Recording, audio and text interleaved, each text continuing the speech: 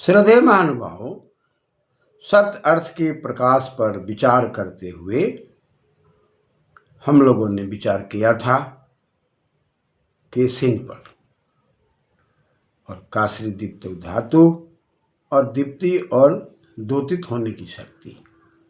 सूर्य की किरणें केसिन है और इन सूर्य की किरणों के माध्यम से जगत में वृष्टि हो रही है और वृष्टि के माध्यम से हर जगह पेड़ पौधे फल मेवा नाना प्रकार के पदार्थ उत्पन्न हो रहे हैं, जिसके आधार पर प्राणी मात्र का जीवन दिखाई पड़ता है। इस केसी के सहयोग में विषम है, जल है, केसी के सहयोग में विश्व है, केसी के सहयोग में धरती है, केसी के सहयोग में चंद्रमा है, आकाश है, बादल है। और ये सब संतुलित जब रहते हैं तभी मानव इस धरती पर ठीक से रह पाता है। और इनका संतुलन खो दे तो जीना मुश्किल हो जाता है। इसलिए मानव को अहंकार न करके अपने जीवन को क्रम पथ पर आगे बढ़ाने का प्रयास करना है। एक दूसरे के सहयोग से, एक दूसरे की उन्नति से, एक दूसरे जो हमको हर प्रकार की नाना प्रकार की वस्तुओं से सहयोग कर रहे हैं उनको धन्यवाद बोलते हुए, उनका मान सम्मान करते हुए, अपमान न करते हुए आगे बढ़ना है। यदि हम ऐसा नहीं करते हैं तो कहता है कि एकम पादम, एक जो सूर्य है जो गतिशील है और अपनी परिधि के अंदर वो घूम रहा है अपने ऑर्बिट में। सूर्य है का की चहती चंद्रमा जायते पुनः, सूर्य अपने ऑर्बिट में घूम रहा है, वेद कर, उसके पीछे पृथ्वी है, फिर चंद्रमा है, फिर सारी व्यवस्थाएं दिखाई पड़ रही है। वो सब गतिशील है, सब अपने अपने कर्मों में तल्लीन है, विलीन है। और इसलिए हम यहाँ पर कर्म कर रहे हैं प्रकृति के साधन से, अन्यथा हम एक सेकेंड एक क्षण भी कर्म नहीं कर सकते। तो ऐसी परिस्थिति में न उत्खिदति, यदि अपने ऑर्बिट में या अपनी परिधि में घूमना शुरू न करे, और इसके लिए अलंकारिक भाषा में प्रयोग है सलिलाद हंस उच्चरण। सलिल जल को कहते हैं। भूलोक में अग्नि है, अंतरिक्ष लोक में जल है। अतः जल के द्वारा यह हंस सुशोभित है। जल से ही वर्षा होती है और सूर्य की किरणें उन बादलों को वाष्पित करके वर्षा करके समय पर सही मात्रा में, समुचित मात्रा में, व्यवस्थित मात्रा में हमको व्यवस्था प्रदान करते हैं।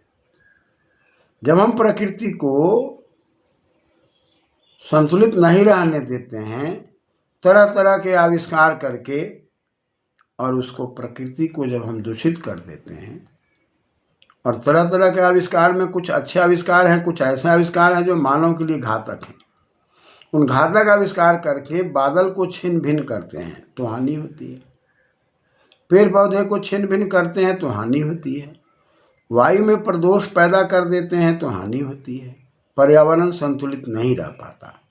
ऐसी परिस्थिति में हम स्वयं रोगी होते हैं, दूसरे को भी रोगी करते हैं। अतः हमारा आपका कर्तव्य बनता है कि हम स्वस्थ रहने की कला को आयुर्वेद से सीखें, पर्यावरण को दूषित होने से बचाने का भरसक प्रयास करें, जल के महत्व को समझें, वायु के महत्व को समझें और उसे कभी भी गलत तरीके का खान पान करके प्रदूषित ना करें। अग्नि का सही महत्व समझें, अग्नि में घृत की महत्ता को समझें, अग्नि में गुल की महत्ता को समझें, अग्नि में आप गिलोय की महत्ता को समझें। ये सब अग्नि की शक्ति को उर्वरा प्रदान करते हैं। और अग्नि के अंदर हम ऐसी चीज़ों को डालते हैं जो उनकी उर्वरा में हानि पैदा हो जाए, पर्यावरण में दोष पैदा हो जाए, उससे बचें। अन्यथा यदि सूर्य अपनी शक्ति को हंस रूपी जो सूर्य है, यह हंस के रूप में है, हमारे जीवन को हंसी खुशी में रखता है, आनंद में रखता है और उच्चरित होता है पूर्व दिशा। और ये पूर्व दिशा का पूर्वोदय है, और पूर्वोदय हमारे जीवन में पूर्व निकेतन हमें जीने की शक्ति प्रदान करता है। इसके बगैर कुछ भी नहीं होता। तो कहा कि भाई यदि ये अपने ऑर्बिट में घूमना बंद कर दे तो क्या होगा। थोड़ी देर के लिए कल्पना है, जैसे हमारा शरीर ढका हुआ है, चर्म से ढका हुआ है, परमात्मा की व्यवस्था में यदि इस शरीर पर चर्म ना रहे तो शरीर के जितने भी अवयव हैं वो सुरक्षित नहीं रह सकते। ये चर्म की बड़ी कृपा है, जैसा कि ये चर्म को उत्पन्न करने वाला परमात्मा है। हमने कहा भी था कर्मण्यन सूत्र पर, कर्म के उपद रहते धातु से अन प्रत्यय लगते चर्म से चर्मकार शब्द बनता, क्री धातु। चर्म को उत्पन्न करने वाला वो परमात्मा है, परमात्मा चर्मकार है। इस चर्म को उत्पन्न न करे तो क्या हो। न आंखें सुरक्षित हैं, न जिह्वा सुरक्षित हैं, न कोई भी ज्ञानेन्द्रिय कर्मेंद्रिय सुरक्षित नहीं। अतः दिन में ही नाना प्रकार के कीड़े मकोड़े आकर के हमारे शरीर को रहना मुश्किल कर देंगे। अतः इस चर्म के द्वारा जो परमात्मा ने शरीर के सारे अंग प्रत्यंगों को लिप्त कर दिया है, एक व्यवस्थित कर दिया है, ठीक उसी प्रकार से सूर्य देवता को न बनावे और सूर्य की व्यवस्था से हम संचालित न हो तो हमारा जीवन बड़ा मुश्किल हो जाए। अतः चर्म के माध्यम से शरीर है और शरीर के अंदर नाना प्रकार के अवयव दिखाई पड़ते हैं। ठीक उसी प्रकार सूर्य के माध्यम से, परिक्रमा के माध्यम से, ब्रह्मांड के संतुलन से हमारा जीवन संतुलित है। यदि हम ऐसा नहीं करते हैं, यद अंग स तम न उत्खिदेत, यदि ये अपनी किरणों से सारे संसार को व्यवस्थित न करे, न एव अद्य, तो आज होने का कोई सवाल ही नहीं। हम जो दिन में बैठे हुए हैं, विचार दे रहे हैं, ले रहे हैं, आदान प्रदान कर रहे हैं, ये सूर्य की कृपा है, आहन की कृपा है, आहन की कृपा है। तो दिन का कोई प्रश्न ही खड़ा नहीं होता। और जब दिन नहीं है तो न स्व, कल भी नहीं है। आज नहीं तो कल नहीं, कल नहीं तो आज नहीं। आज और कल पर मेरा जीवन, आपका जीवन सुव्यवस्थित है। लेकिन आज को न संभलने से कल खराब हो जाता है। बाल्यावस्था में बालक और बालिकाओं पर ध्यान न देने से वो युवा अवस्था में सही तरीके से गृहस्थ का यापन नहीं कर सकते। इसलिए स्व को बढ़िया बनाने के लिए अद्या पर ध्यान देना होगा। सूर्य यदि न उत्पन्न हो, सूर्य यदि प्रकाश न दे, अपने किरणों से संसार को प्रभावित न करे, या हंस हंसी खुशी हमको न दे, तो न हम आज देख सकते हैं, न कल देख सकते हैं, न रात्रि। और रात्रि की तो हम कल्पना भी नहीं कर सकते। दिन है तो रात्रि है, रात्रि है तो दिन है। न न हम इस आहन की कल्पना कर सकते, न विच्छेद का राच है ना। और उष्मा की जो किरणें आप देखते हैं, लाल लाल किरणें, जो शरीर के लिए कितना लाभकारी है, वैज्ञानिक लोग तरह तरह से उसका अध्ययन करते हैं।